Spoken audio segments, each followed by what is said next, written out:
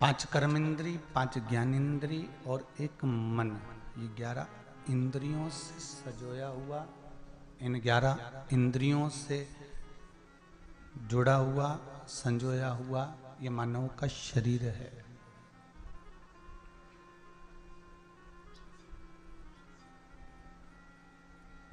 और इस मानव के शरीर को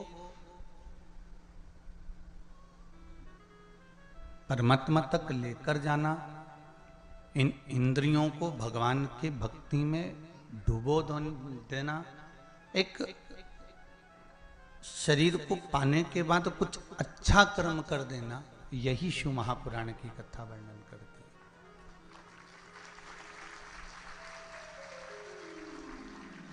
शिव महापुराण की कथा यही वर्णन करती है कि इस शरीर को हम परमात्मा से लगाएं कैसे।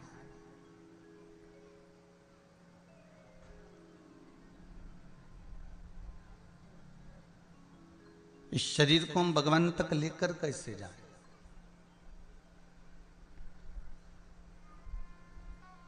केवल खाया पिया और सो गए, ये शरीर की मूलता नहीं है महाराज।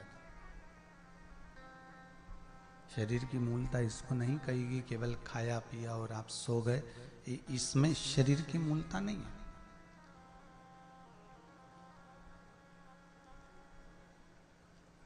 शरीर की मूलता है कि हमने जो मनुष्य का शरीर पाया है, मानव की देह प्राप्त करी है, मानव का जो शरीर मिला है, इसको भगवान की भक्ति में कैसे संजोया जाए।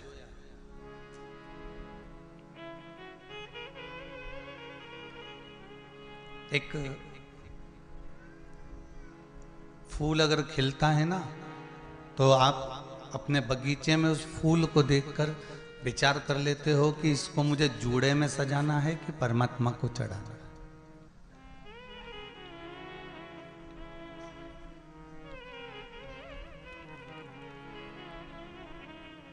इस फूल को आप देखकर समझ जाते हैं कि इसको मुझे जूड़े में सजाना है कि इसको मुझे परमात्मा को चढ़ाना है। ये फूल, ये पुष्प जो बगीचे में लगाया गया है, जो बगीचे में निर्मित हुआ है, प्रकट हुआ है, उगाया गया है, इसको कैसे संजोना है, इसको कैसे कहाँ लेकर जाना है, इस पुष्प को कहाँ तक पहुंचाना है। उसी तरह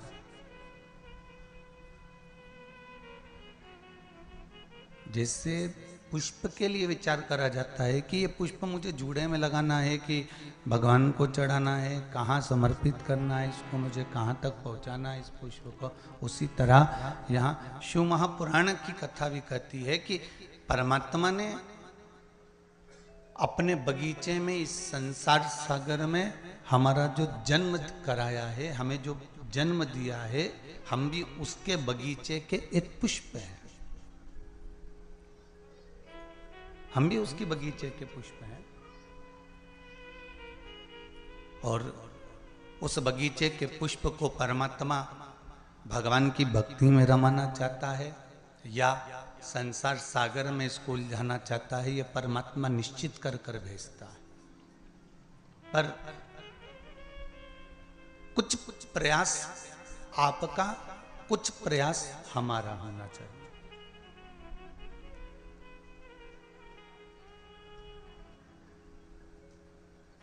थोड़ा थोड़ा प्रयास यदि हम लोग करते हैं कि हाँ, हमारे चित्त को, हमारे मन को, हमारी वृत्ति को, हमारी सोच को हम परमात्मा तक लेकर जा रहे हैं, तो परमात्मा उसको खींचेगा।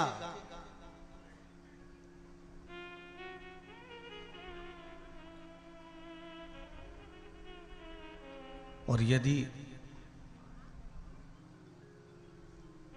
हमने सोच लिया कि ये परमात्मा को हमको देना ही नहीं है,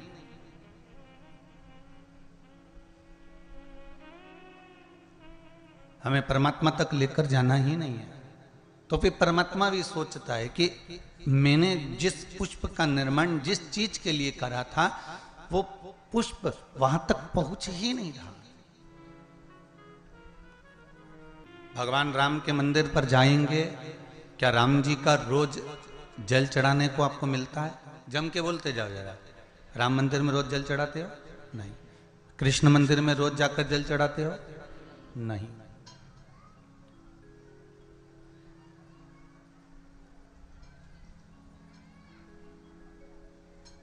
किसी भी देवता के मंदिर में रोज जाकर जल नहीं चढ़ाया जाता, पर दो इस शिव पंचायत के दो देव ऐसे हैं जिनको रोज जल चढ़ाया जाता है। एक सूर्य नारायण और दूसरे मेरे देवाधिदेव महादेव।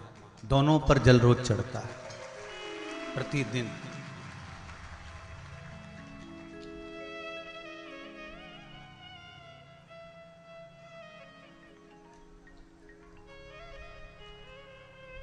शिव पंचायत में जो दो देव विराजमान हैं, ये कोई साधारण नहीं है महाराज।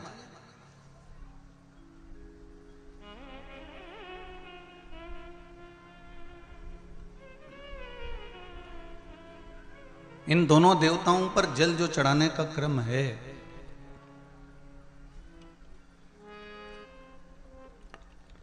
और दोनों ही देव, चाहे मेरे भास्कर देव हों, सूर्य देव हों, आदित्य देव हों, चाहे मेरे देव अधिदेव महादेव हों, दोनों पे जल चढ़ाने का महत्व है। आप में से कितने लोग हैं जो सूर्य को रोज प्रतिदिन अर्घ देते हैं? जरा हाथ उठाइए। बहुत सारे हैं। धर लीजिए, बहुत बढ़िया, करना चाहिए। ये जो आज के समय में दुनिया के लोगों को जो ये बीमारियां हो रही हैं ना, कि हृदय गति रुक जाती है, कहीं अटैक आ जाता है, कहीं हार्ट काम करना बंद कर देता है, कहीं लीवर किडनी में सूजन आने लगती है, कहीं लीवर काम करना बंद कर देता है, कहीं किडनी काम करना बंद कर देती है, कहीं डायलिसिस चालू हो जाता है, कहीं बाईपास करवाना पड़ जाता है, कहीं नसें ब्लॉक होने लगती हैं, डॉक्टर ने कह दिया बाईपास कराओ।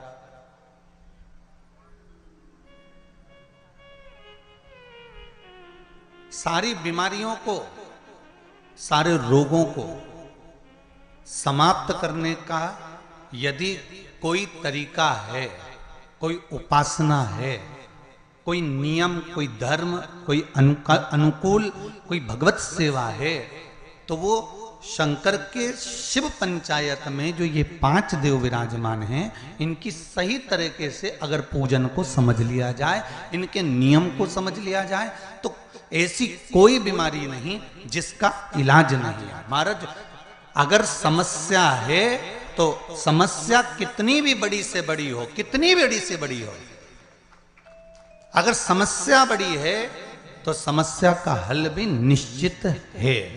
अगर कोई रोग आया है तो उसकी दवाई है।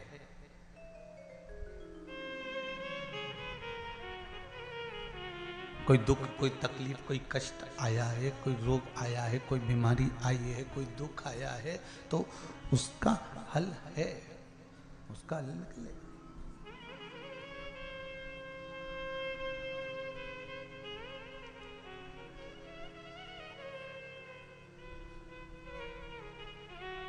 शिव पंचायत को हमें समझना है।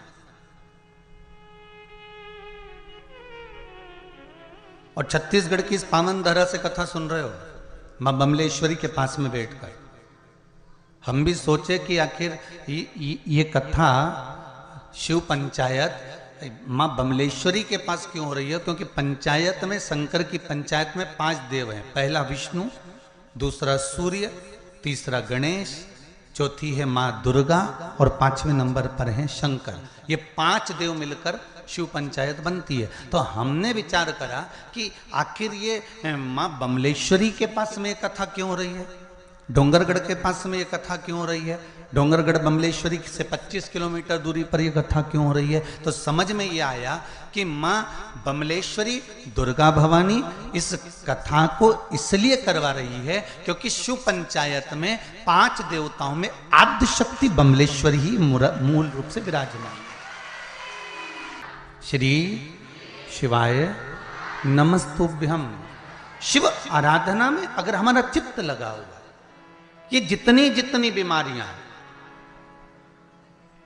फिर निवेदन करूंगा छत्तीसगढ़ की इस पावन धरा से, चाहे हार्ट से जुड़ी हो, चाहे लीवर से जुड़ी हो, चाहे किडनी से जुड़ी हो, चाहे बड़े से बड़ी, यहां तक शरीर में अगर गांठ भी पड़ी हुई है, तो इन शिव पंचायत के एक एक देवता का पूजन का विधान समझ लीजिए बस।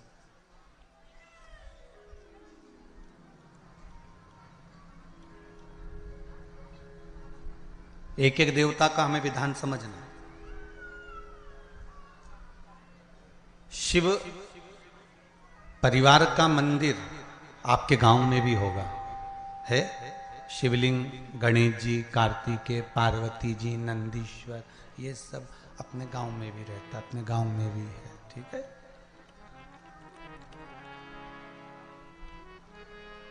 शिव पंचायत बोलते जाओ। 5 कौन कौन? भगवान विष्णु,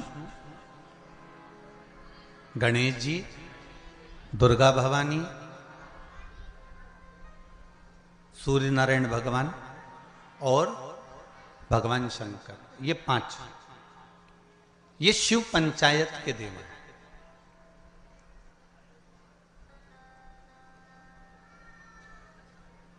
कहते हैं पंच तत्व से मिलकर ये मनुष्य का शरीर बना हुआ है। पंच तत्व से मिलकर ये ब्रह्मांड बना हुआ है।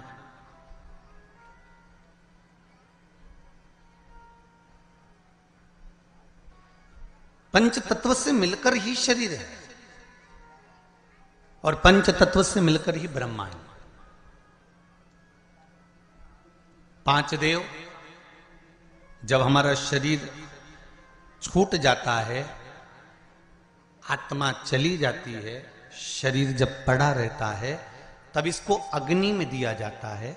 अग्नि में देते हैं तो ये 5 भाग अलग अलग इसके चले जाते हैं। पंच तत्व का शरीर।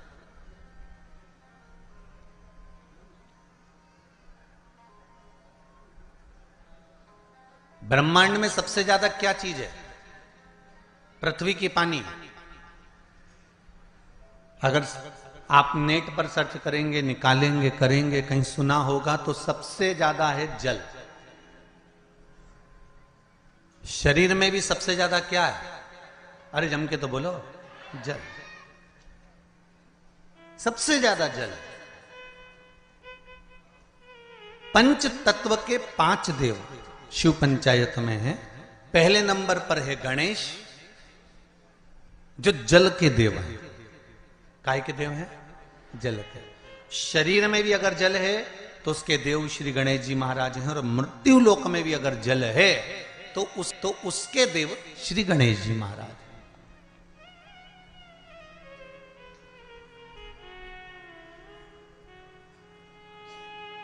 हमारे जीवन में शरीर में जल ज्यादा है, मृत्यु लोक में ब्रह्मांड में जल ज्यादा है।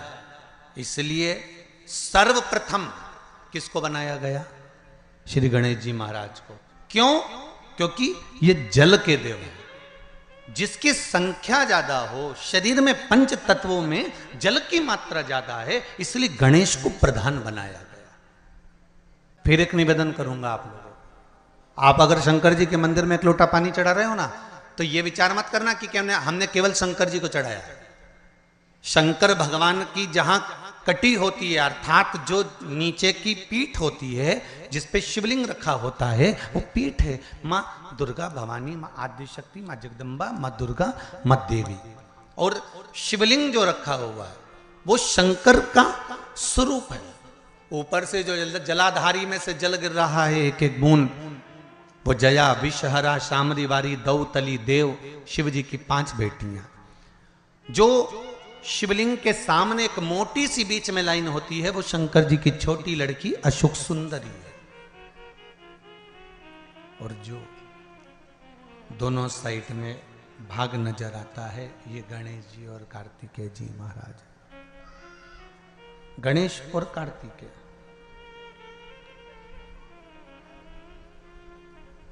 जहां से जल निकलकर बाहर जाता है मंदिर के बाहर की ओर जाता है, वहां और शिवलिंग के पास में 33 कवटी देवताओं का स्थान होता है। आप जिस कामना से पशुपति व्रत करते हैं, आप जिस कामना से पशुपति व्रत का नियम धारण करते हैं, पशुपति व्रत करते हैं, जिस कामना से आप पशुपति व्रत उठाते हैं, शिव की आराधना करते हैं, पूजन करते हैं, अर्चना करते हैं, तो गणेश की आराधना भी स्वतः साथ में हो जाती है। देवी की आराधना भी साथ में हो जाती है, सूर्य देव की आराधना भी साथ में हो जाती है, सभी देवताओं की आराधना साथ में। और जब आराधना साथ में होती है तो उसका फल भी हमको प्राप्त होता है।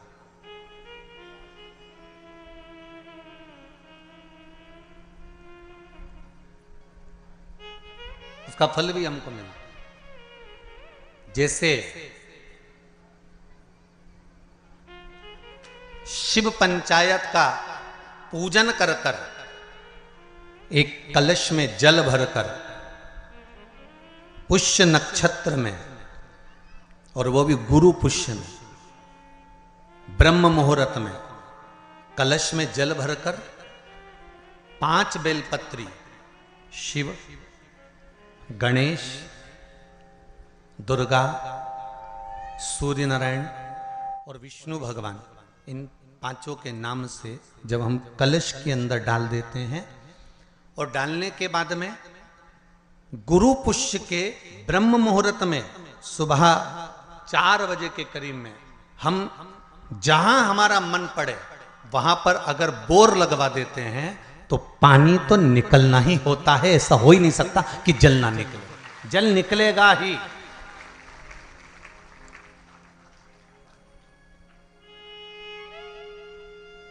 बस जो 5 देव के नाम से अपने 5 बेलपत्री जल के पात्र में रखी, वो कलश जहां बोरिंग हो रहा है उस स्थान पर रखा होना चाहिए। जहां बोरिंग हो रहा है उसके पास में रखा होना चाहिए। कब तक? जब तक वो जल ना निकले, और निकलेगा। पर ब्रह्म मुहूर्त में ही गुरु पुष्य के दिन उसका जल खनन होना चाहिए महाराज। भूमि में से जल के लिए प्रयास होना चाहिए। पंचदेव फिर ध्यान दे लेना। 5 देव कौन से? शिव पंचायत के। क्योंकि देवता होने भी जब यज्ञ के लिए जाते हैं, देवता जब अनुष्ठान के लिए जाते हैं, देवता जब युद्ध के लिए जाते हैं, देवता जब किसी कार्य के लिए जाते हैं, और जब कार्य के लिए पहुंचते हैं, जब देवता कार्य के लिए जा रहे हैं और लगता है कि यह कार्य पूर्ण नहीं होगा, यह कार्य सफल नहीं हो पाएगा, हम जिस कार्य के लिए निकले हैं इस कार्य में कहीं ना कहीं अड़चन उत्पन्न होने वाली होती है, तो सारे देवता उठकर भगवान शंकर के पास जाते हैं और शिव की पंचायत को लगाते हैं। शिव पंचायत में जैसे ही कोई बात सम्मुख में आकर खड़ी हो जाती है, शिव पंचायत में जैसे ही कोई बात सामने लाकर रख दी जाती है, मात्र कुछ ही क्षण में शंकर भगवान की पंचायत उसको समाप्त कर देती है और कार्य सफल कर देती है। शिव पंचायत का बल बड़ा प्रबल है।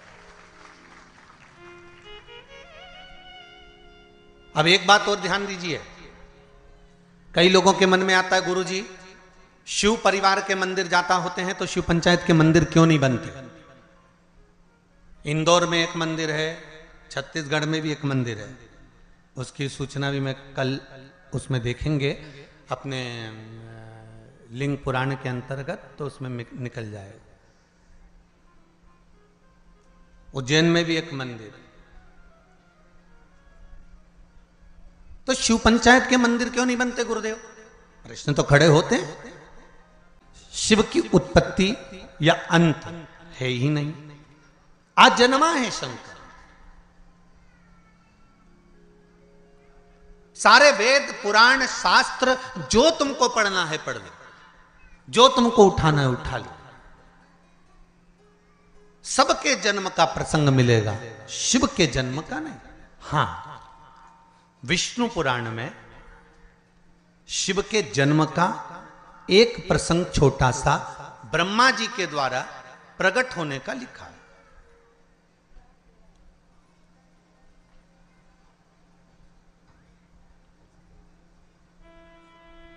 अब एक बात समझने वाली है। आजन्मे शिव हैं, तो उनकी बहन कैसे?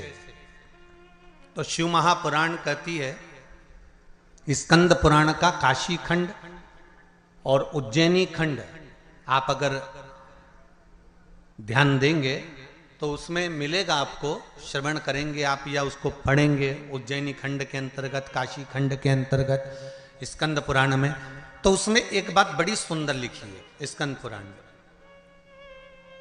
जैसा दीदी ने प्रश्न किया है कि उनकी अंत भी नहीं है तो उनकी उत्पत्ति भी नहीं, तो उनके संबंध कैसे? पर काशी खंड में एक शब्द वेदव्यास जी ने लिख दिया स्कंद पुराण के अंतर्गत। वेदव्यास जी लिखते हैं कि भगवान शिव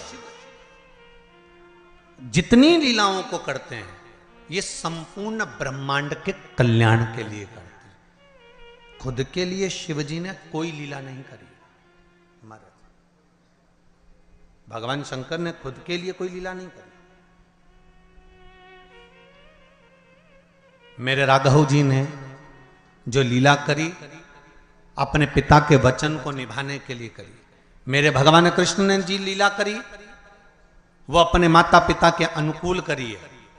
पर मेरे शंकर, मेरे नारायण जो लीला करते हैं वो लीला का क्रम देवताओं के हित के लिए भी होता है।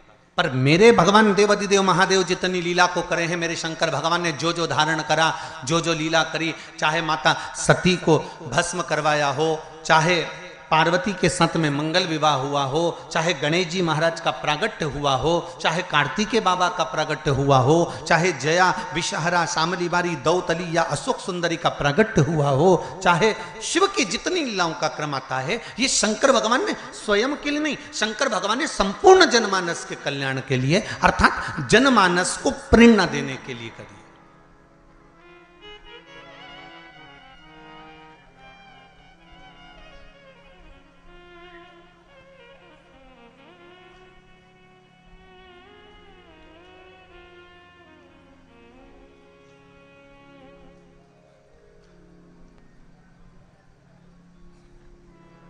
पार्वती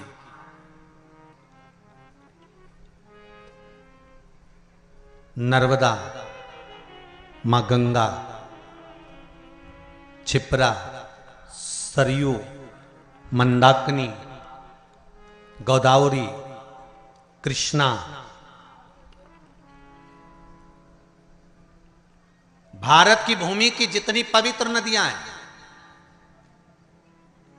भारत की भूमि की जितनी पवित्र नदियों का उद्गम है, भारत की धरा पर जितनी पवित्र नदियां प्रकट हुई हैं, यह कोई संसार सागर में मृत्यु लोक में ऐसे ही प्रकट नहीं हो गई।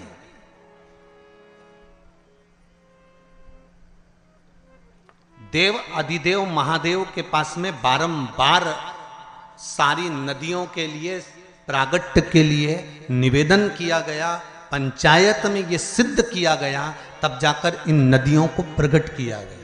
और एक बात अपने जीवन में उतार कर रखना, जितनी पवित्र नदियों में आप स्नान के लिए जाओ, जितनी पवित्र नदियों में आप स्नान करने के लिए जाओ, आपसे करबद्ध हाथ जोड़कर निवेदन है कि उन नदियों की पवित्रता पर कभी दाग लगाकर मत आना।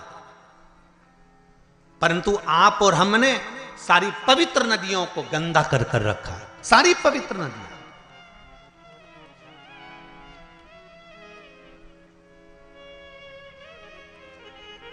मैं कहूंगा यमुना के घाट पर बसा है दिल्ली। दिल्ली कहां पर बसा हुआ है? यमुना के घाट पर बसा हुआ है। आगरा यमुना के घाट पर बसा हुआ है। मथुरा और वृंदावन यमुना के घाट पर बसा हुआ है। बड़े बड़े तीर्थ मां नर्मदा के घाट पर बसे हुए हैं। बड़े बड़े तीर्थ मां गंगा के घाट पर बसे हुए हैं। बड़े बड़े तीर्थ मां कृष्णा के घाट पर बसे हुए, गोदावरी के घाट पर बसे हुए हैं। ये पवित्र पवित्र नदियां जिनको देवता स्वयं अपने लोक से लेकर मृत्यु लोक में आए हैं। एक भी नदी इस भूमंडल पर नहीं थी परंतु कहीं शंकर भगवान ने कहा, कहीं देवी ने कहा, कहीं सूर्य ने कहा, कहीं किसी ने कहा, सबने कहीं ना कहीं इनकी आराधना करी है और इनको मृत्यु लोक पर लाने के लिए अथक प्रयास करा, अथक प्रयास।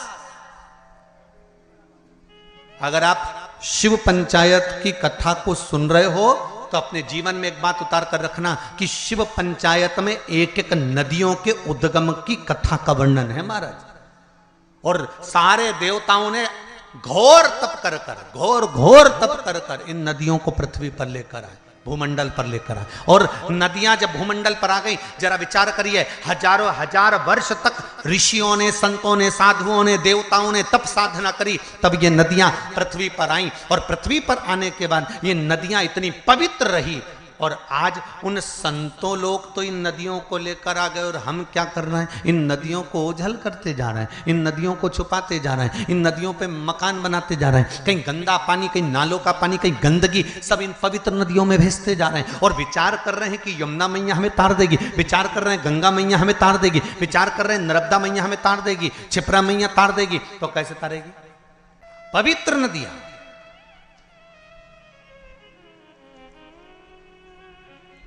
चाहे गंगा हो, यमुना हो, सरयू हो, क्षिप्रा हो, सरस्वती हो, ये सब मेरे देवादिदेव महादेव ने जिनको प्रकट करा है, इन नदियों को लेकर आए। जैसे जीजी ने प्रश्न करा कि शिव आजन्मा है, शंकर आजन्मा है, तो उनकी बहन कैसे हुई? शिव महापुराण की कथा कहती है कि भगवान शंकर को एक दूषण नाम के राक्षस का संहार करना था, जो ब्राह्मण के बच्चों का रक्त निचोड़कर पी रहा था।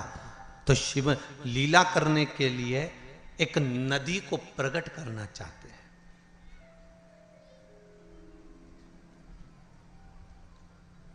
देवताओं के हित के लिए शंकर गंगा को प्रकट करना चाहते हैं।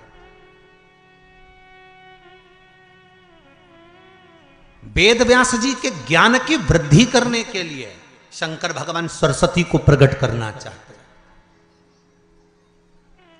संसार में बहुत गरीब से गरीब भी लोग रहेंगे जो अपने घर में शंकर की मूर्ति अगर रखेंगे तो उनके पास यज्ञ करने का पैसा भी नहीं होगा, हवन करने का धन भी नहीं होगा।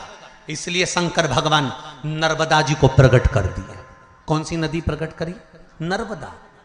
तो पूछा नर्मदा नदी को प्रकट करने का कारण क्या था? शंकर भगवान से पंचायत में बैठे हुए देवताओं ने, भगवान विष्णु ने, भगवान सूर्य ने, माता जगत जननी दुर्गा भवानी ने, श्री गणेश जी महाराज ने, सबने प्रश्न करा कि भोलेनाथ आपने नर्मदा को क्यों प्रकट करा? तो शंकर भगवान कहते हैं नर्मदा को प्रकट करने का केवल एक कारण है कि नर्मदा का जो कंकर निकलेगा वो शंकर होगा। इसको ना यज्ञ की जरूरत है ना अनुष्ठान की जरूरत है, जिसने ले जाकर बिठा दिया वो वहीं सिद्ध हो जाएगा, वो वहीं सिद्ध हो गया।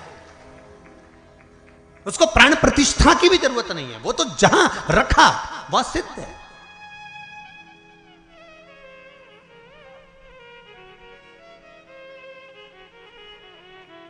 मेरा भोला शिव शंकर ओघड़दानी दयालु दातार संपूर्ण विश्व के कल्याण के लिए लीला करता है। इसलिए नर्मदा का कंकर शंकर कर दिया।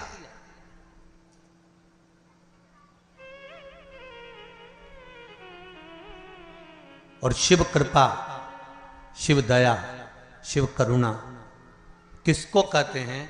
कि जहां शंकर की कथा होती है, शंकर का स्मरण होता है, शंकर का भजन होता है, वह भूमि भी, कंकर भी शंकर हो जाता है। और कुछ दिन के लिए, 7 दिन के लिए तो हल्कोसा की ये पावन धरा भी, कंकर भी शंकर। एक आप विश्वास रखकर अगर कथा को श्रवण कर रहे हैं, विश्वास रखकर कथा स्मरण कर रहे हैं, मैं फिर निवेदन करूंगा, भले आस्था चैनल पर कथा सुन रहे हो, चाहे मोबाइल पर कथा सुन रहे हो, चाहे फेसबुक यूट्यूब पर कथा सुन रहे हो, चाहे पंडाल में बैठकर कथा सुन रहे हो, आपकी चित्त वृत्ति, मन विश्वास के साथ अगर कथा सुन रहा है तो ये मानकर चलना कि 3 महीने में बाबा कुंवर भंडारी आपके भंडार भर ही देगा, ये पक्का। आप उससे प्रार्थना तो करो। पंच तत्व से बना ये शरीर, पंच तत्व से निर्मित ये ब्रह्मांड, और शिव पंचायत के वो 5 देव इस पंच तत्व के मूल स्वरूप हैं। पंच तत्व में जल की मात्रा ज्यादा है, इसलिए उसका जो मूल है वो श्री गणेश जी महाराज। दूसरे नंबर पर हैं पंच तत्व में वायु,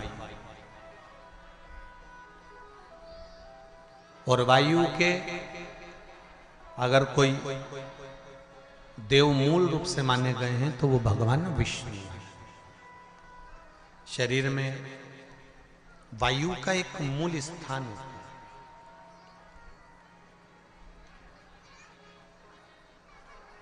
जैसे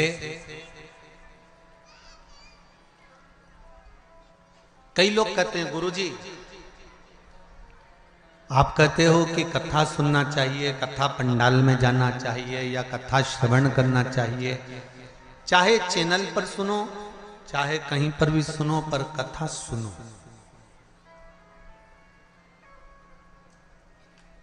भाई एक बच्चे ने प्रश्न किया था कि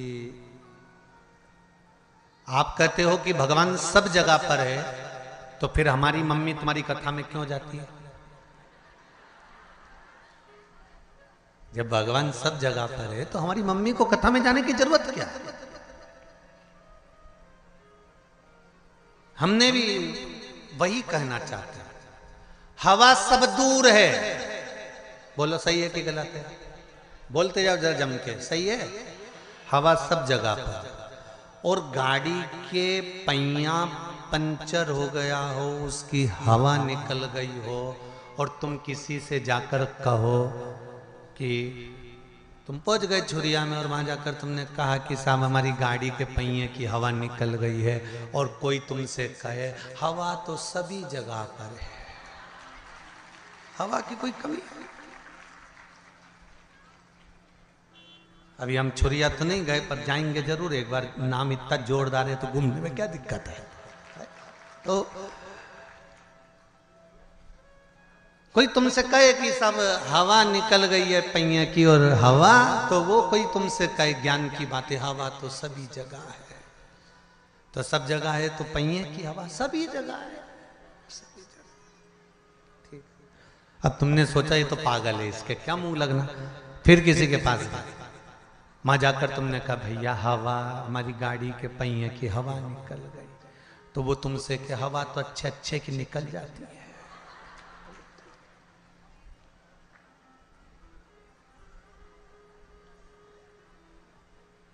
फिर तुमने कहा हवा कहां मिलेगी? हवा ही तो है, कहां नहीं मिलेगी, सब जगह हवा है। मनुष्य में भी हवा भरी हुई है। ओहो, 4-5 जगह गए और हवा कहीं पूछा, फिर कहीं गए, आप गाड़ी के पहिए की हवा निकल गई, हवा कहां मिलेगी? तो काफिर ही है, सब जगह है। पहिए में हवा डलवाना। फिर कोई ने कहा ये हवा की दुकान है, यहाँ एक मशीन लगी हुई है, उस मशीन से टायर में हवा जम के बोलो जरा भरी जाती है।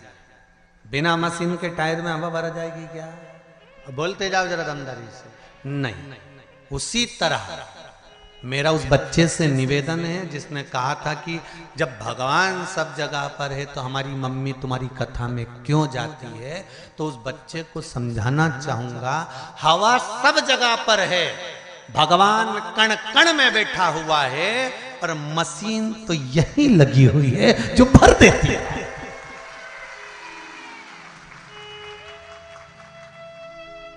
बिना मशीन के टायर में हवा नहीं भरा सकती। प्राप्त होगी हवा, पर वो मशीन से प्राप्त होगी। भगवान सब जगह पर है, कण कण में, रसातल में, जल में, थल में, वायु में, आकाश में, पताल में, तुम्हारे घर में, चप्पे चप्पे में भगवान है। पर भगवान को पाने का स्थान अगर कहीं है, जैसे हवा भरने का स्थान हवा वाले की दुकान है। उसी तरह भगवान को पाने का स्थान सत्संग और शिव महापुराण की कथा है, जहां परमात्मा मिल जाए।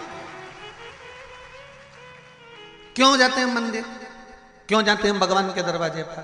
कि वहां भगवान मिल जाए। हवा की दुकान है, वो मिलेगा, प्राप्त होगा वो।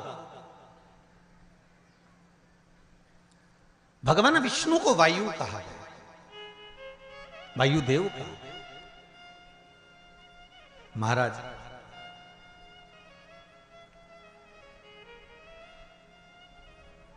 इस मनुष्य के शरीर में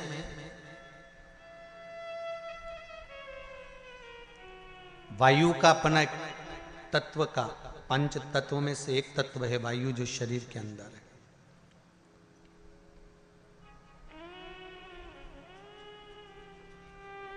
और उस वायु को एकाग्रित रखने के लिए हमारे यहां मंत्रों का प्रभाव है, मंत्रों की प्रबलता है।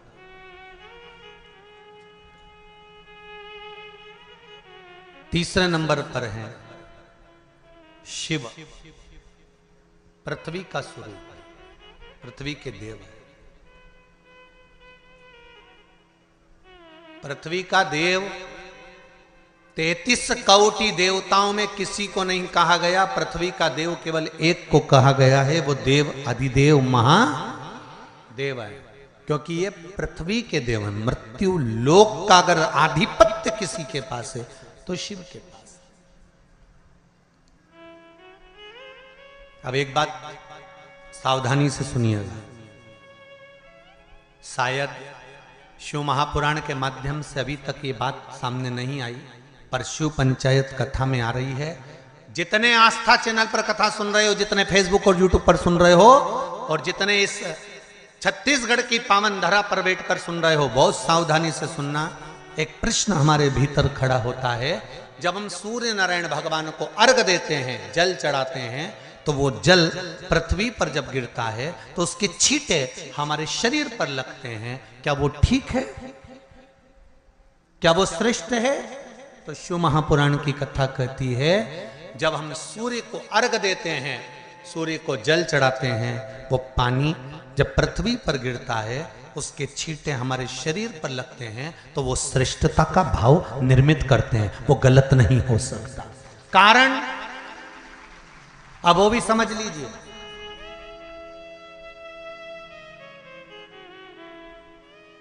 अब सूर्य नारायण भगवान को आप जल चढ़ा रहे हो तो छींटे नहीं लगे, उसके लिए क्या स्टूल पे चढ़ के चढ़ाओगे कि कुर्सी पे चढ़ के चढ़ाओगे? अरे बोलो तो सही। अब कई लोगों के दिमाग में यह बात भरा गई कि हम भगवान को जल चढ़ाते हैं, वो हमारे शरीर में छींटे लगते हैं, जमीन पे से पानी गिरता है, वो हमारे शरीर को छींटे लगते हैं, भगवान को अच्छा नहीं लगता होगा। कौन ने कहा? पहले तो उसको पकड़ के ला।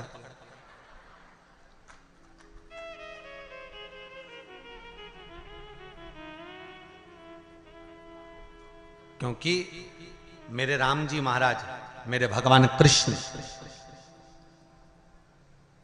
बड़े बड़े संत, साधु, सन्यासी, तपस्वी, साधक, उपासक जितने भी हुए, जिन्होंने सूर्य की आराधना करी, इन्होंने टेबल पे चढ़कर या कुर्सी पे चढ़कर जल नहीं चढ़ाया, इन्होंने पृथ्वी पर खड़े होकर ही, क्योंकि पृथ्वी तत्व के देव हैं शिव।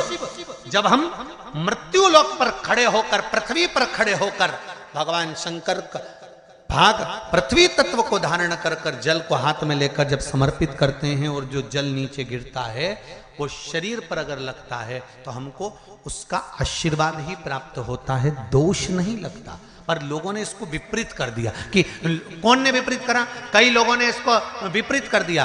कौन ने विपरीत करा? तो जो दूसरे धर्म के लोग होते हैं, जिनको हिंदू धर्म से नफरत होती है और जो हिंदू धर्म की पूजन, सेवा, अर्चना को समाप्त करना चाहते हैं, वो धीरे धीरे धीरे धीरे कहने लगे कि सूर्य को जल चढ़ाओगे तो शरीर में लगेगा, शरीर में लगेगा तो दोष लगेगा। इसको कह कहकर घर घर में सूर्य को जल चढ़ाना लोगों ने बंद कर दिया कि आप जल चढ़ाएंगे तो दोष लगेगा, शरीर पे छींटा लगेगा, शरीर को ऐसा लगेगा। ये दोष नहीं है। कितनी सुंदर बात है महाराज। सूर्य नारायण भगवान को जब जल चढ़ाया जाता है, हाथ सिर से 8 इंच की दूरी पर होना चाहिए। जम के बोलिए, सिर से कितना ऊंचा होना चाहिए? 8 इंच ऊपर अपना हाथ होना चाहिए मस्तक से सूर्य को जल चढ़ाते समय। और ना चांदी का, ना स्टील का, ना लोहे का, ना प्लास्टिक का, ना कांच का, ना सोने का कोई बर्तन, ना कांसे का, ना एल्युमिनियम का, ना पीतल का, केवल एक पात्र होना चाहिए, वो है तांबे का। काय का पात्र होना चाहिए? तांबे का पात्र। और सूर्य नारायण भगवान को जब 8 इंच ऊपर तुम्हारा हस्त है, और जब हम सूर्य को जल चढ़ा रहे हैं, कैसे जल चढ़ाना है वो भी समझ लीजिए। अगर कोई कैंसर का मरीज है, जिसके चेस्ट में कैंसर आ गया हो, लेफ्ट में, राइट में कहीं पर कैंसर आ गया हो, या कोई गठान आ गई हो, तो महाराज आप जल चढ़ाते समय उस जल की धार को सूर्य भगवान को जब चढ़ा रहे हो, तो धार आपकी गठान की ओर जाना चाहिए, जिससे सूर्य की किरण उस जल में से आपके उस स्थान पर पड़े, उस जगह पर पड़े जहां पर गठान है। महाराज आप लगातार जल तो चढ़ाना चालू करो, अच्छे अच्छे डॉक्टर फेल हो जाएंगे और कह देंगे गठान ठीक हो गई। आपका लीवर और किडनी गड़बड़ कर रहा है, आप प्रतिदिन आपका स्वास्थ्य गड़बड़ रहता है, आप प्रतिदिन ये ज्योतिष शास्त्र के अंतर्गत, रत्न शास्त्र के अंतर्गत, ये रत्न शास्त्र, ज्योतिष शास्त्र, रंग शास्त्र जो हमारे यहाँ है, रंगों के हिसाब से ये जितने रत्न होते हैं, माणिक हुआ, मोती हुआ, नीलम हुआ, मूंगा हुआ, पुखराज हुआ, ये क्यों कहते हैं ये पीला है, ये सफेद है, ये नीला है, ये लाल है, इसको शरीर में क्यों पहनाते हैं? उसका कारण होता है कि जब शरीर में पहनते हैं, सूर्य की किरण उसमें पड़ती है, हमारे शरीर पर वो कलर का इफेक्ट पड़ता है, उस कलर को शरीर पर लगता है, और शरीर पर लगता है तो हमारा शरीर धीरे धीरे, हमारी जो इंद्रियां हैं वो सही होने लगती हैं, काम सही होने लगता है। तो आप कहते हो ना, सब मैं कौन सा नक पहनूं, मैं कौन सा मोती पहनूं, मैं कौन सा पुखराज पहनूं, मैं कौन सा नीलम पहनूं, वो ज्योतिष शास्त्र के अंतर्गत, रत्न शास्त्र के अंतर्गत जितने रत्न हम पहनते हैं, ये केवल उस किरण के लिए ही तो पहनते हैं कि जो सूर्य की किरण मिले, उस किरण का प्रभाव हमारे शरीर पर पड़े। तो इन सबसे अच्छा है कि सुबह शंकर भगवान का नाम लो, तांबा का लोटा में जल भरो, 8 इंच ऊपर सिर से हाथ होना चाहिए, और सूर्य नारायण भगवान का दर्शन साधारण नहीं, जो जल तुम चढ़ा रहे हो, वो जल की जो धार आ रही है, उसमें सूर्य का दर्शन होना चाहिए, तो कैंसर की बीमारी कभी नहीं हो सकती। लीवर, किडनी, हार्ट, आपके हार्ट में अगर तकलीफ है, डॉक्टर ने कह दिया कि इसमें नस चोक है, आपको कहीं ना कहीं छल्ला डलेगा, आपको कह दिया इसमें कुछ ना कुछ प्रॉब्लम आ रही है, आप सूर्य को अर्घ देना चालू कर दो, सूर्य को जल चढ़ाना चालू कर दीजिए। आप सूर्य को जल चढ़ाओ, वो जल की जो तरंग आ रही है, वो जल जो निकल कर जा रहा है, उसकी जो किरण आपके हृदय पर, आपकी छाती पर पड़ रही है, नाड़ियों में पड़ रही है, नसों में पड़ रही है, उसका बल देखो तो सही। 1 महीना लगातार चढ़ाओ, तो 15 दिन 20 दिन कर तो देखो। क्यों राम जी महाराज जल चढ़ाते थे, क्यों भगवान कृष्ण जल चढ़ाते थे सूर्य को, क्यों दशरथ जी महाराज जल चढ़ाते थे, क्यों कश्यप ऋषि जल चढ़ाते थे सूर्य को, सारे 33 कोटि देवता, सारे ऋषिवर, साधु संत सन्यासी तपस्वी साधक उपासक सब भगवान सूर्य को अर्घ दिया करते थे। क्यों देते थे? किस लिए?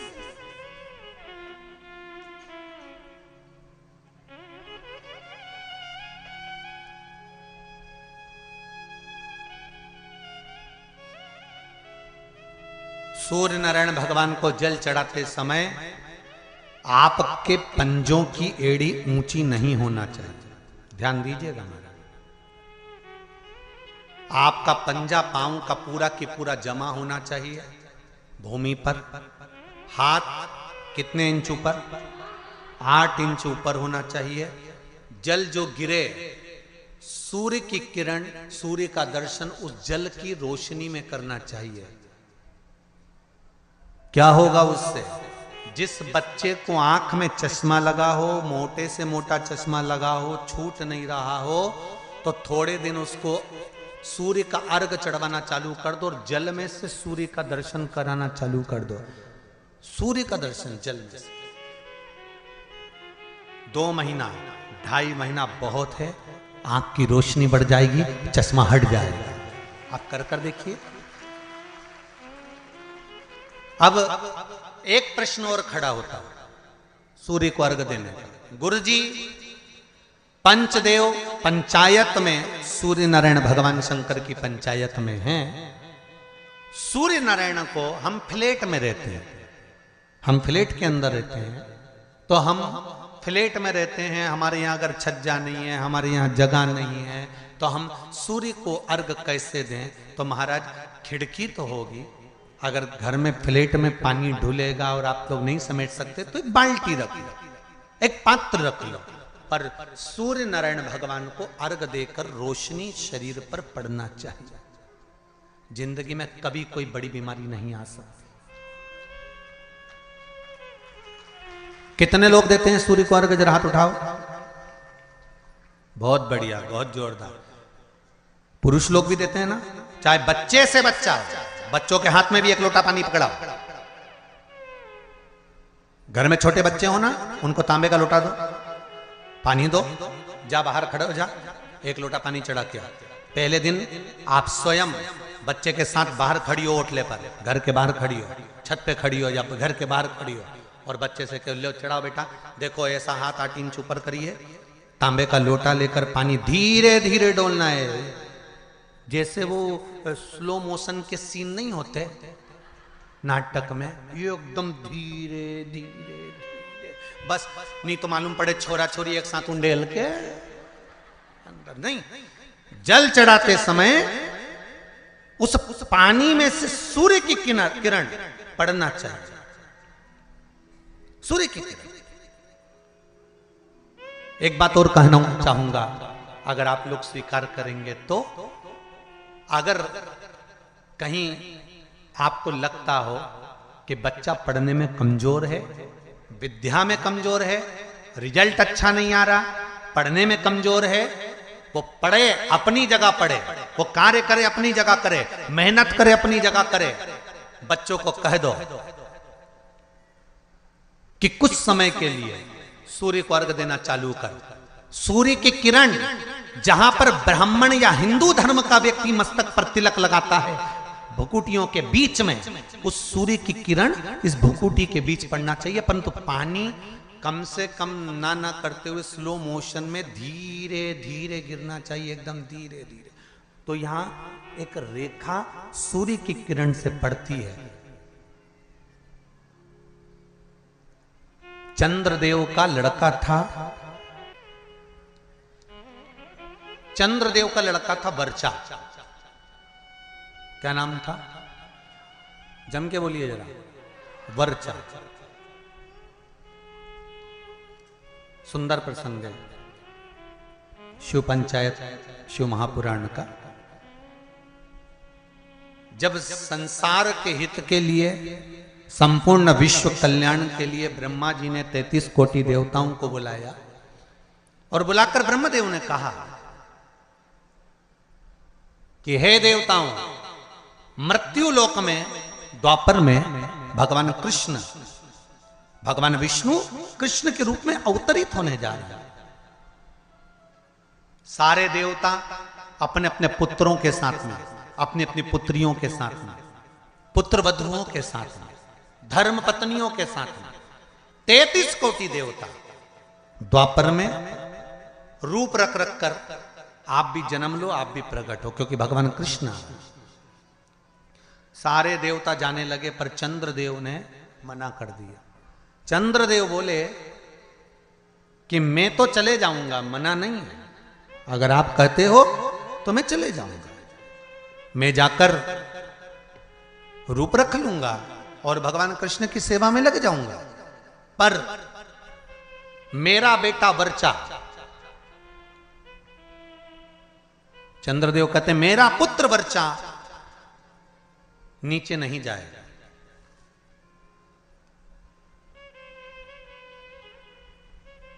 खूब समझाया देवताओं ने। देखिए, जब 33 कोटि देवता जा रहे हैं तो आप अपने पुत्र को क्यों नहीं भेजते?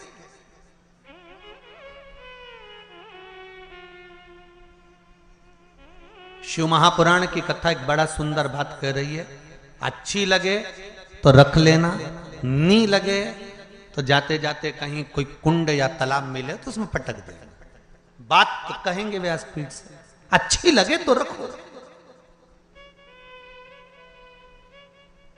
देवता कह रहे हैं, चंद्रदेव वर्चा को, आपके पुत्र को आप मृत्युलोक में भेजो जनहित के कल्याण के लिए।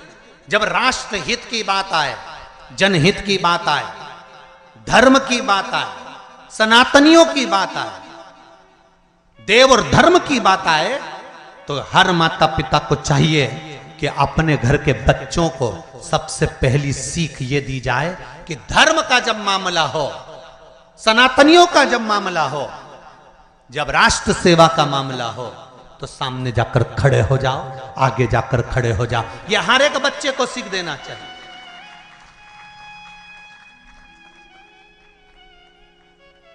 पर हम अपने बच्चों को सीख देते हैं, कहां जा रहा है? अरे मम्मी, और देखो जरा, भगवान के मंदिर में अनुष्ठान चल रहा है, साहू परिवार शिव महापुराण की कथा करवा रहा है, गांव में कथा हो रही है, गांव के अंतर्गत कार्यक्रम चल रहा है, संपूर्ण गांव का कार्य है। तुझे क्या करना जाकर? वो तो उनका काम है ना, चुप बैठ रहे। माता और पिता को चाहिए कि अगर हमारे गांव में अगर आए हैं इतने मेहमान, हमारे गांव में इतने लोग कब आएंगे साहब? ये तो शंकर की कृपा से शिव के रूप में आए हैं। कब आए? जब धर्म हित की बात आए, सनातनियों की बात आए, देव और देवताओं की बात आए, तब हमारे बच्चों को हमें सीख देना है कि आगे बढ़ जाओ। पर चंद्रदेव ने अपने पुत्र वर्चा को कहा, ये नहीं जाएगा, द्वापर में मृत्यु लोक में भगवान नारायण के साथ में कार्य करने के लिए नहीं जाएगा।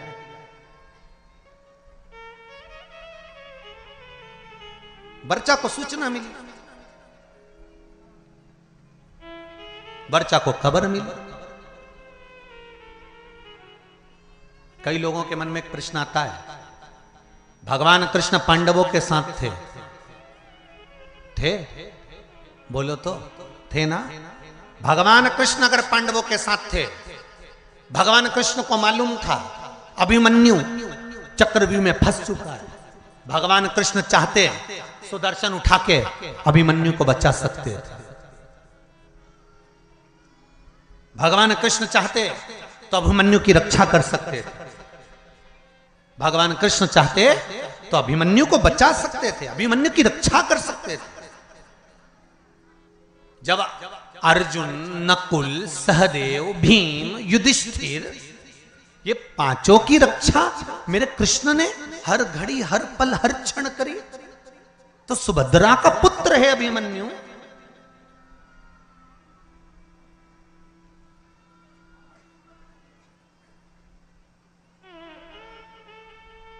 अर्जुन का पुत्र है अभिमन्यु, तो फिर अभिमन्यु की रक्षा क्यों नहीं करी? क्या भगवान कृष्ण को नहीं मालूम था कि ये मरने वाला है? क्या भगवान कृष्ण को नहीं ज्ञात था कि ये मरने वाला है? उसकी कथा है ये। चंद्रदेव ने कह दिया था, मैं मेरे बेटे को नहीं भेजूंगा। वर्चा को मालूम पड़ा,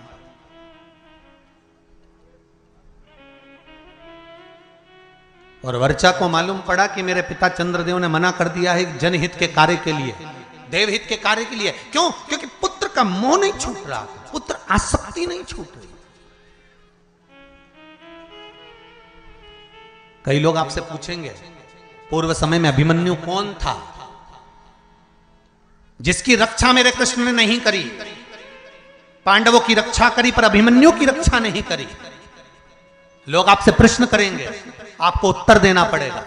घर के छोटे बच्चे पूछेंगे मम्मी चक्रव्यूह में अभिमन्यु पड़ा था, महाभारत देखकर कहेंगे जब भगवान कृष्ण पांडवों के साथ थे तो अभिमन्यु की रक्षा क्यों नहीं करी? तो आपको बताना पड़ेगा कि अभिमन्यु पूर्व समय में चंद्र का पुत्र वर्चा था और इसकी रक्षा क्यों नहीं करी, वो भी कथा वर्णन कर रही है। ये शिव पंचायत शिव महापुराण में चरित्र आता है हमारा। अभिमन्यु का पूर्व का नाम था वर्चा, चंद्र का पुत्र।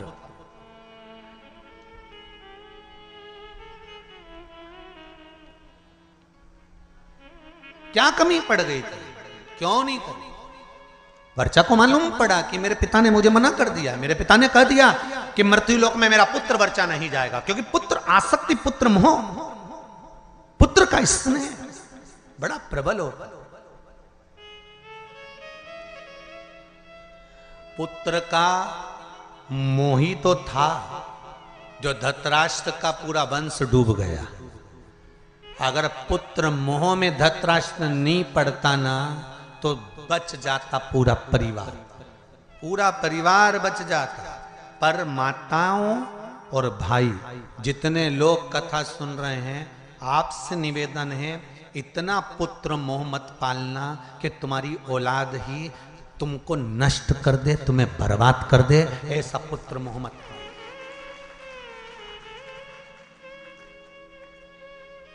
बहुत पुत्र मोह है आज के जमाने में, मेरा बेटा, मेरा बेटा, मेरा छोरा, मेरा छोरा, मेरा छोरा, और छोरा छोरा छोरा। और जब आई छबीली फिर काय का छोरा।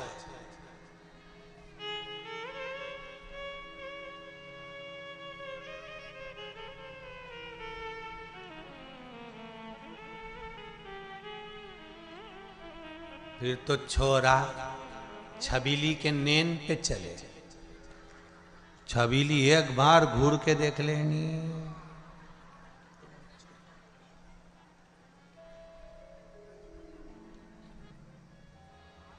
इतना बल।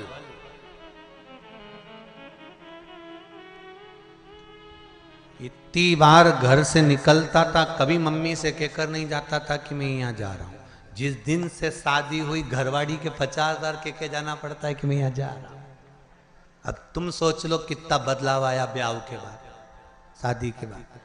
पहले जाता था तो मम्मी से कहकर नहीं जाता था कि मैं यहाँ जा रहा हूं, मैं आ रहा हूं, मैं ये करने जा रहा हूं। अब शादी होने के बाद अगर घर से जाता है ना तो पहले उसको बताना पड़ता है, नहीं तो 50,000 फोन लगा के पूछ लेती है कहाँ हो। बस इतना बोला ना तो बापड़ा का पसीने की बूंद छा। अब भी आया 20 मिनट में, बस पहुंच ही दिया। आ रहे हो, वो वाला हाल है ना। एक पत्नी ने पति से कहा कपड़े पड़े हैं बाथरूम में,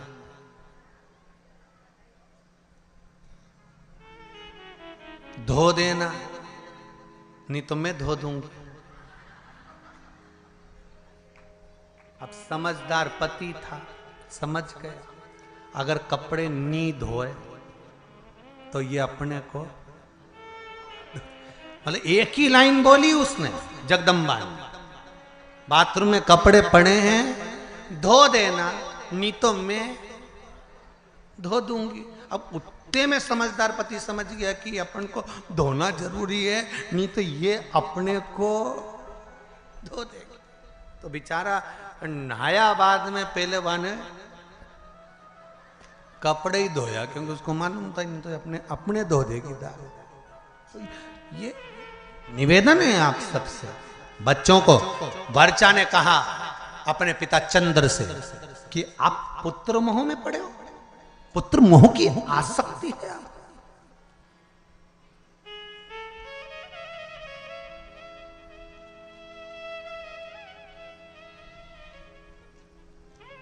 पुत्र मोह की आसक्ति।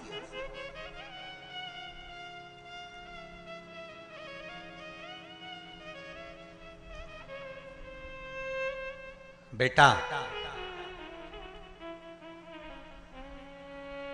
मैं नहीं चाहता कि मृत्यु लोक में तुम द्वापर में भगवान विष्णु के साथ नीचे लीला करने के लिए जाओ, क्योंकि नीचे मैं जानता हूं युद्ध होने वाला है और युद्ध होगा और सब समाप्त होगा। वर्चा ने कहा चंद्रदेव से, पिताजी 2 क्षण भी अगर भगवान का साथ मिलता है ना तो उससे बढ़कर कोई कृपा नहीं हो सकती। जब रावण मरा था तो मंदोदरी सिर पटक पटक कर रो रही थी, रावण की धर्म पत्नी मंदोदरी।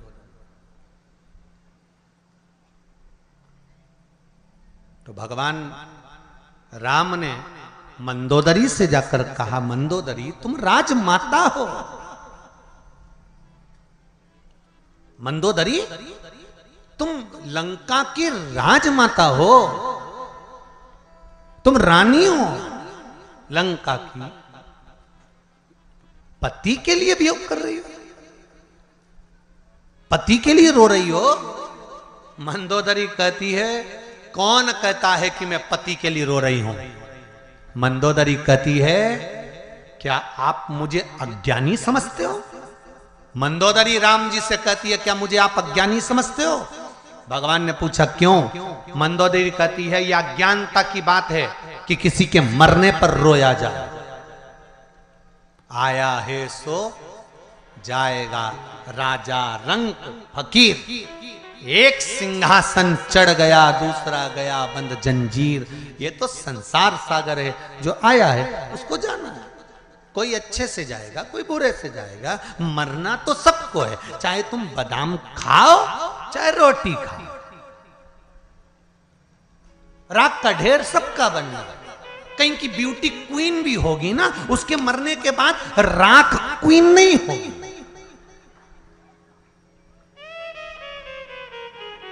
कहीं का बोल्ड भी होगा ना, बॉडी शॉडी बनाकर रखा होगा, खूब ढल्ले सल्ले बनाकर रखा होगा, खूब जोरदार बॉडी शॉडी बनाकर रखा होगा, खूब जोरदार उसने शरीर बनाकर रखा होगा, तो मरेगा तो भी राख का ढेर होगा। वो राख के ढेर में बॉडी नजर नहीं आएगी। और 4 घंटे तुम अगर मेकअप भी करोगे ना तो मरने के बाद मेकअप ढेर में नहीं दिखाएगा। तो बादाम खाओगे तो भी मरोगे, नहीं खाओगे तो भी मरोगे, रोटी खाओगे तो भी मरोगे, नहीं खाओगे तो भी मरोगे। तो ये अंदाजे में मत रहना कि मृत्यु तुम्हारा चेहरा देखकर तुम्हें 2, 4, 8 दिन और ज्यादा दे देगी। यमराज से किसी की रिश्तेदारी थोड़ी ना कि तुम जोरदार, बहुत जोरदार श्रृंगार मिंगार करके रहो, 2 घंटा तक पेंसिल लाइन खींचो, डब्बा भरो, फिर खजूर वाली चोटी करो, ने जोरदार तैयार मैयार होके रहो। तो तुम सोचो कि यमराज आएगा तो मैं तो उससे कह दूंगी ने बाजू वाली के ले जा, ने मेरे को छोड़ दो। तो यमराज कहीं तुम्हारा काका जी लगे तो छोड़ जाएगा। इस अंदाजे में मत रहना रही हो छत्तीसगढ़ वाली। सुन लो ओ बमलेश्वरियों देवियों, अच्छे से सुन लेना, इस अंदाजे में मत रहना। तो अच्छा ने कहा, पिताजी तुम्हारा ये मोह ये ठीक नहीं है। अगर ये मोह ठीक नहीं, ये आसक्ति पुत्र के प्रति ये ठीक नहीं है, ये मोह ठीक नहीं। कहा, समझाया, भले थोड़े क्षण के लिए, कुछ देर के लिए मुझे भगवान विष्णु का संग मिले, उनका सानिध्य मिले,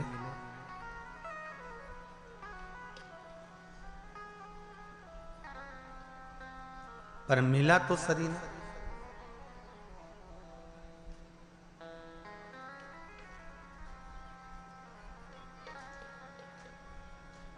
कुछ देर का सानिध्य अगर हमको अच्छा मिल रहा है, कुछ देर का सानिध्य, तो पहले भगवान को धन्यवाद देना कि हमको अच्छे लोगों का संग सानिध्य मिल रहा है।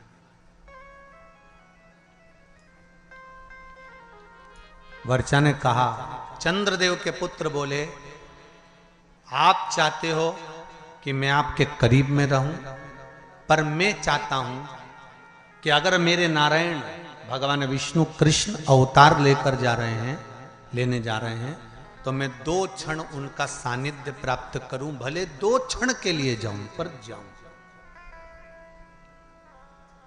अपने नजदीक में अगर शिव महापुराण की कथा हो, कहीं आस पास क्षेत्र में कहीं कथा हो, सत्संग हो, तो प्रयास करना कि भले थोड़ा समय जाऊं, पर जाऊं, शिव की आराधना कर आऊं, शंकर की उस धरा को चरण छू कर आऊं, जहां का कंकर शंकर है, उसको छू, भले 2 क्षण, पर जाऊं, वहां पहुंचूं।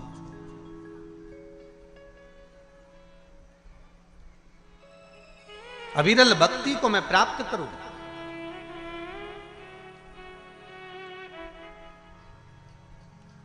शिव आराधना में मैं डूबूं।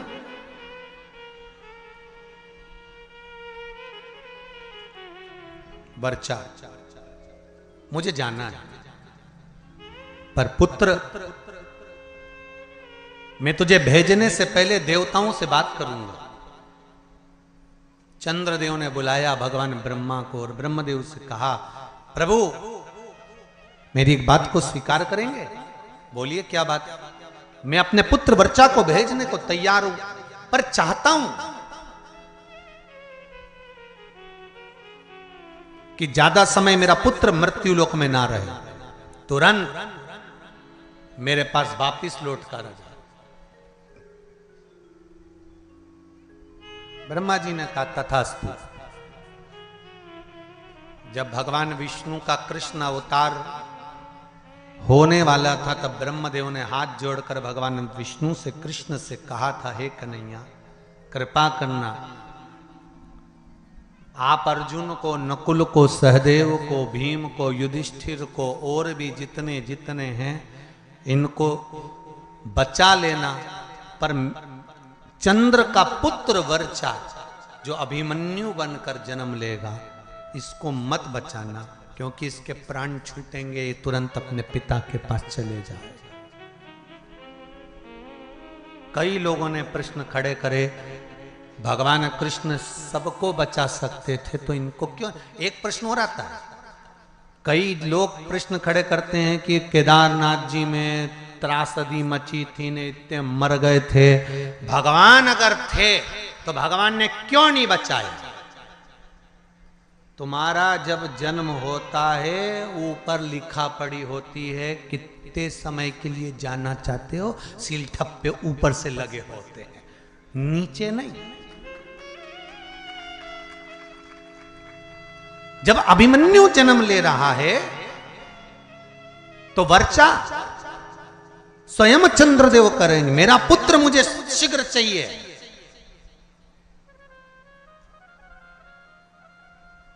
अच्छे कार्य में, जनहित में, राष्ट्रहित में, धर्म हित में,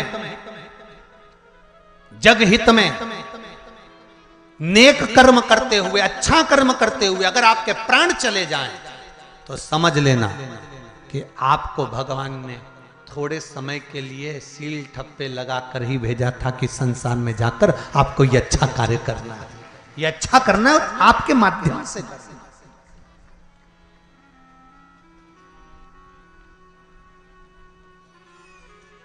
जाओ आप ये कर्म करो। वर्चा अभिमन्यु बनकर जन्मे, आए, कर्म करा, स्वयं भगवान कृष्ण को ध्यान में था कि अभिमन्यु को घेर लिया गया है, इसको छुड़ाना चाहिए, पर नहीं छुड़ाया। अर्जुन ने कहा मेरा पुत्र मर रहा था और आपने बचाया नहीं। भगवान के कैसे बचाऊं, क्योंकि ऊपर से लिखा पढ़ी कर कर आया था कि मैं थोड़े समय के लिए जाऊंगा, थोड़े समय के लिए जाऊंगा और जाकर ये कार्य करूंगा। तो फिर थोड़े समय के लिए आया,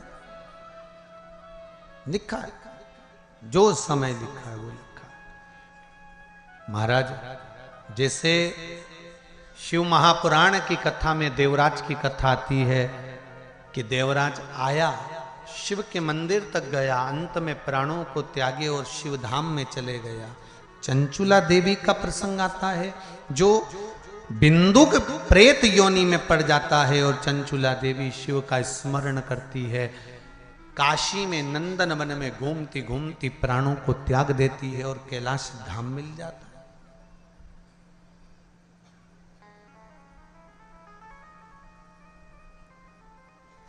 कैलाश धाम मिल गया उनको। तब वहां पर भी उसको सुख नहीं मिलता, क्योंकि पति स्मरण में आता। इसकी गति क्या है? मेरा पति चोरी कर लाया, कपट कर लाया, छल कर लाया, बेईमानी कर लाया, प्रपंच कर लाया, ला कर मुझे दिया, पर उसको प्रेत की योनि मिल गई। भोग तो मैंने भोगा है ना, उसको प्रेत की योनि मिल गई। उस प्रेत योनि से उसको छुड़ाना, उस प्रेत योनि से उसको मुक्त करना। तो उसने देवाधिदेव महादेव से प्रार्थना कर फिर तुमरुका जी से शिव महापुराण की कथा सुनना चाहिए। शंकर और पार्वती ईश्वर जी और गोरा जी बनकर पधारे। हमारे बीच में ईश्वर जी और गोरा जी आ रहे हैं। जोरदार ताली बजाकर स्वागत करें शंकर और पार्वती का। ईश्वर जी गोरा जी बनकर, गणा और गौर बनकर पधार रहे हैं। बोल काशी विश्वनाथ भगवान की जय। ईश्वर जी और गोरा जी पधारे हैं। जोरदार ताली बजाएं भगवान शंकर और पार्वती का, जो सुंदर आनंद के साथ में शिव पार्वती कथा को श्रवण करने के लिए जा रहे।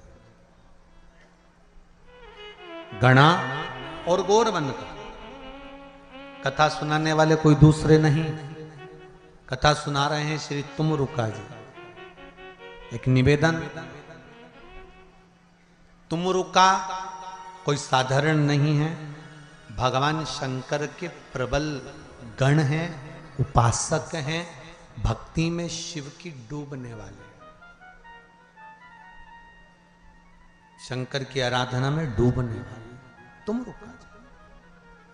और फिर निवेदन करूंगा, कई पत्र हैं आप लोगों के जिसमें आप लोगों ने लिखा है कि बाबा ने कितनी कृपा करी है। पत्र तो बहुत सारे पढ़ नहीं पाते, पर निवेदन, जिस नारी का गर्व ना ठेरता हो, कई वर्ष हो गए हो, सफेद आंकड़े की जड़ लेकर शंकर भगवान पर से 21 बार घुमाकर तुमरुका जी का नाम लेकर उसको कमर में रजस्वला धर्म के 7वें दिन मंदिर में ही उसको कमर में बांध लेना चाहिए और बाबा से निवेदन करना चाहिए। उस जड़ को लेकर आना है तो पति पत्नी दोनों साथ जाएं, सफेद आंकड़े की जड़ को लेने के।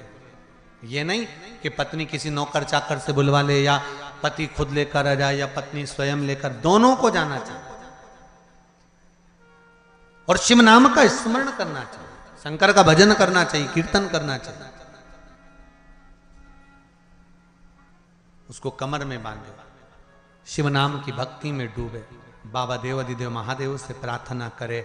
विश्वास रखो, कई लोगों को बाबा ने संतान दी, आपकी भी झोली बाबा भरेगा जरूर। तुमरुका जी का स्मरण, भगवान तुमरुका जी ने शिव महापुराण की कथा कहना प्रारंभ करी।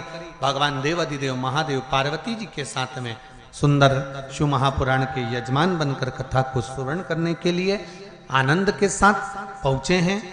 यजमान शिव और पार्वती का पूजन कर रहे हैं। आरती का क्रम प्रारंभ होगा। भाव भक्ति से, आनंद से भगवान शंकर का आनंद भावपन सब यहाँ दर्शन कर रहे हैं। यजमान परिवार सुंदर आनंद से ईश्वर जी और गोरा जी का पूजन कर रहे हैं। बोल काशी विश्वनाथ भगवान की जय।